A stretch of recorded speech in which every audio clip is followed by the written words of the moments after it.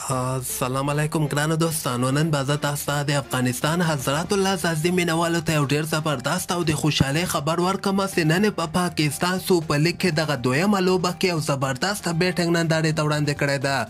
ویډیو تر اخره پورې وګورئ، په هر څه به تاسو پوه سئ. زه به تاسو ته وایم چې د افغانستان حضرت الله زازي هغه تېره ورځ مې یوه لوبه ترسره کړې وله، خو هغه کې ناکامه سوی و، یعنې درې بالو باندې 0 رنز کړی و. شاهین شاه افریدي له خوا نه بولډ آوټ سوی ده. خو نن چې کومه لوبه ترسره سوې ده په دغه کې حضرت الله زازي د هغه تېرې لوبې بړاس په دغه لوبه کې ویستلی ده او د کراچي کینګز بالران چې کوم دی یو ډېرې زبردسته شپږیزې ورباندې وهلي دي. دغې لوبې ته که موږ راستو، دغه لوبه پېښور سرمایي کراچي کینګز سره لوبه ترسره کړې وله چې په دغه لوبه کې حضرت الله زازي په 20 بالو باندې 40 مهم رنزونه کړي دي چې پکې 2 شپږیزې او 15 سروريزې وهلي دي. 150 سټرایک ریټ باندې زازي ورته لوبه ترسره کړې ده. حالانکه دغه لوبه د زازي لپاره ډیره زیاته مهمه وله، ځکه اوس ورته فارم کې راغی، نو راتلونکو لوبو کې به حضرت الله زازي ډېر هم ښه بیټینګ ترسره کړي.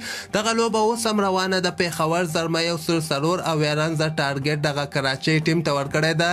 زازي نه علاوه په دوی لپاره بیا شعیب ملک هم 52 رنزه کړي او بین کټینګ بیا سريري رنزه کړي دي. خو د کراچۍ فلحال یعنې 20 رنزه دي. درې لوبغاړي آوټ سوي دي. محمد نبیم ولاړ ده په بیټینګ باندې.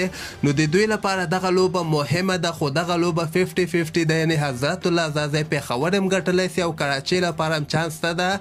زازي نه علاوه په دغه لوبه کې محمد نبیم بیا ډېر زبردسته بالینګ ترسره کړی ده. نبي د کراچۍ لپاره 3 اوورو کې صرف 15 رنزه ورکړي دي، کوم لوبغاړی نه ده آوټ کړی، یعنې ډېر ښه بالینګ یې ورته ترسره کړی ده.